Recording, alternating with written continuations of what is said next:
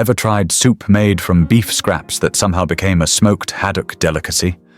Or maybe you fancy a dessert traditionally designed to celebrate the end of raspberry season, featuring cream, oats, and a healthy dash of whisky. If those descriptions have you scratching your head, then welcome to the land where the impossible is merely breakfast, or perhaps the most important geopolitical statement you can make: Scotland. Hello, and welcome back to Atlas Narrator, the channel dedicated to charting the wildest, most wonderful, and often most bewildering corners of our world. Today, we're heading to the northern third of Great Britain, a place of myths, majestic mountains, and men in skirts, or kilts rather.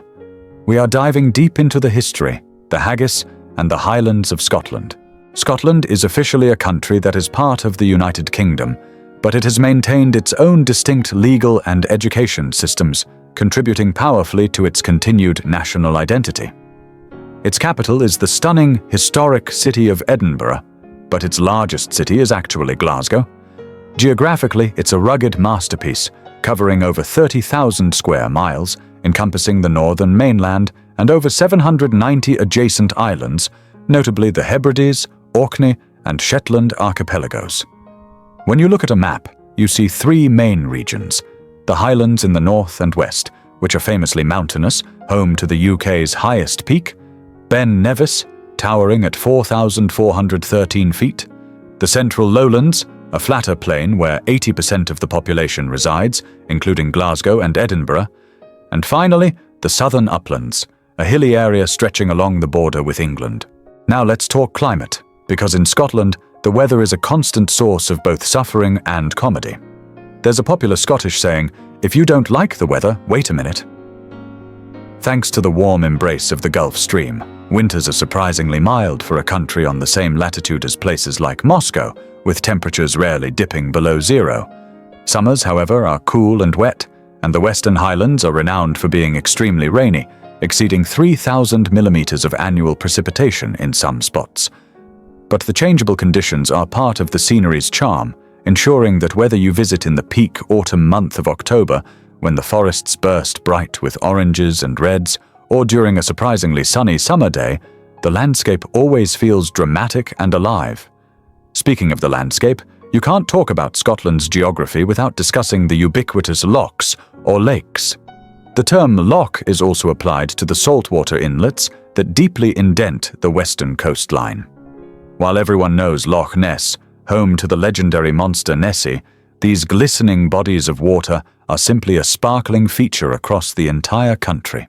You can also explore places like the Trossachs National Park, known for Loch Lomond, or immerse yourself in the wilderness of the Cairngorms National Park, a perfect spot for big walks in the fresh, crisp air. Scotland's raw nature is truly epic, providing habitat for seals, gannets, and the national icon, the golden eagle, though sadly, large mammals like the wolf and brown bear were hunted to extinction long ago. If you're lucky, you might even catch the northern lights dancing in the night sky over one of the dark sky parks. Let's turn to history, which is as rocky as the landscape itself. The Kingdom of Scotland emerged as an independent sovereign state around the 9th century. However, relations with England were consistently complex, often involving long, brutal wars over independence. Heroes like William Wallace fought valiantly against English rule. A key moment of defiance came in 1320 with the Declaration of Arbroath, which asserted Scottish sovereignty. Despite temporary victories, Scotland and England eventually shared a monarch in 1603, when James VI of Scotland inherited the thrones of England and Ireland, leading to a personal union of the three kingdoms. The political and economic fate of the countries was sealed in 1707 when the Treaty of Union created the Kingdom of Great Britain. This was met with popular opposition and anti-union riots in cities like Edinburgh and Glasgow. Even a prominent supporter of the Union, James Ogilvy, later tried unsuccessfully to have the treaty reversed by 1713, arguing Scotland would become more like a conquered province. Scottish identity endured despite the Union, cemented by culture. The most globally recognized piece of Scottish identity is, arguably, the kilt. This traditional male garment made of wool features a distinctive checked pattern known as tartan. Historically, specific tartan patterns were assigned to different clans, military units, or organizations. And yes, there is that famous or infamous tradition. Officially, historically, no undergarments are worn beneath the kilt. Although the Scottish Tartans Authority has recently recommended wearing them, causing outrage among the older generations, we can still appreciate the humorous legacy. Beyond the kilt, the bagpipes are the instrument most associated with Scotland, famed for their loud, distinctive sound. Fun fact, while bagpipes are deeply woven into Scottish culture and frequently used in pipe bands internationally, they actually originated in southern Europe, appearing in Scotland around 1400 AD. The Great Highland bagpipe became the iconic version thanks partly to its incorporation into the British military. Other national symbols include the unicorn, the national animal since the 12th century, and the spear thistle, the floral emblem, which, according to legend, saved the Scots from a Viking attack when a Norse soldier trod on it and cried out in pain. Let's travel now to the city that is perhaps the perfect embodiment of Scottish history and modern flair, Edinburgh. This is the capital and the second largest city after Glasgow, with over 500,000 residents. Edinburgh is effectively two cities in one, divided by the scenic Prince's Street Gardens. To the south lies the Old Town, a medieval core built along the Royal Mile, which connects the imposing Edinburgh Castle, perched on an extinct volcanic hill, to the Palace of Holyrood House. The Old Town is famous for its narrow, winding lanes and surprisingly tall historic buildings, some reaching 13 stories high, built because city walls limited expansion outwards. To the north is the elegant New Town, constructed in the Georgian style in the 18th century, following a devastating Jacobite uprising. The wide, symmetrical streets of the New Town, such as George Street and Prince's Street, were intended to symbolize English dominance, but today represent a classic example of urban elegance. The city is internationally renowned for its annual festivals, notably the Edinburgh International Festival, the Fringe Theatre Festivals, and the Military Tattoo, all drawing millions of visitors every August. Moving on to lifestyle and the people, Scots are known for their hospitality and pride in their country. They are also famous for their intellectual contributions, particularly during the Scottish Enlightenment, which produced thinkers like Adam Smith and David Hume. The Scots also have a rich literary heritage, perhaps most famously celebrated through the national poet Robert Burns, who is commemorated every January 25th on Burns Night, where the highlight is the address and consumption of haggis. Speaking of which, we must tackle the subject of Scottish cuisine. Scotland is surrounded by rich seas and fertile lands, allowing it to offer everything from succulent seafood to hearty traditional fare. First up, haggis. The national dish is a savoury pudding traditionally made from sheep's pluck, that is, the heart, liver, and lungs, minced and mixed with oatmeal, onions, suet, and spices, often cooked in the animal's stomach. While that sounds, shall we say, rustic, it's a real treat when prepared properly, and vegetarian options are widely available. For the morning, a bowl of porridge, humble oats that have been a staple since around 600 AD might be served with brown sugar, honey, fruit, or even a dash of whisky for a proper start to a sightseeing day.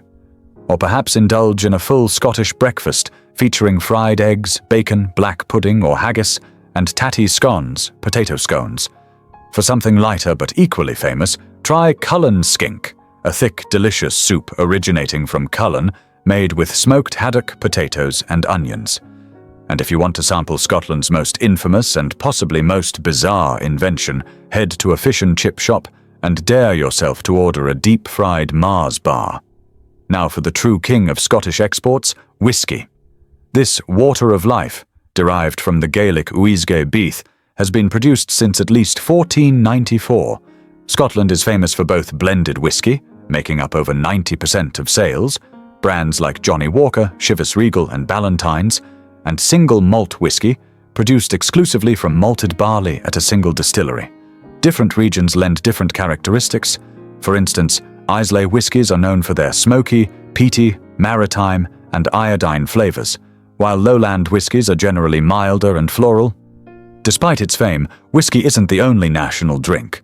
That title is often shared with Ian Brew, a bright orange, fruit-flavored carbonated soft drink. Finally, let's talk recreation.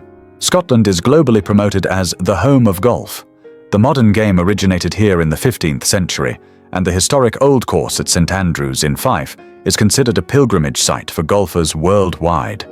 If golf isn't your thing, you can try attending a traditional Highland Games held across the country, where you can watch the heavies compete in distinctive events like putting the stone, tossing the weight over the bar, and the spectacular tossing the cabba, which requires the athlete to heave an entire tree trunk end over end. For a more social evening, try joining a tailith, a traditional Gaelic social gathering involving folk music and dancing. If you plan to visit, be warned, driving is on the left, and if you head into the Highlands or the Islands, you'll encounter narrow, single-track roads that require using designated passing places to let oncoming traffic past. And a vital piece of advice for driving in rural Scotland: sheep are everywhere. They don't care that you're in a car, they believe they own the road, and you'll often have to stop to shoo them out of the way. It's just part of the charm of the wild, untamed nature of this beautiful country. From the majestic ruins of Stirling Castle, where Mary Queen of Scots was crowned, to the windswept majesty of the Isle of Skye, Scotland offers an adventure around every corner, usually accompanied by an incredibly rich history and a surprisingly hearty meal. It is a country of contrasts, of old traditions and modern innovation, and it never fails to captivate. If you enjoyed this journey through the Scottish landscape and culture, make sure you show us some love. Please hit that like button to let us know you enjoyed the video, subscribe to Atlas Narrator for more deep dives into the world's most fascinating destinations, and leave us a comment below. What Scottish dish would you try first? Cullen skink, Cranachan, or the deep-fried Mars bar? Let us know. Thanks for listening, and we'll see you on the next adventure.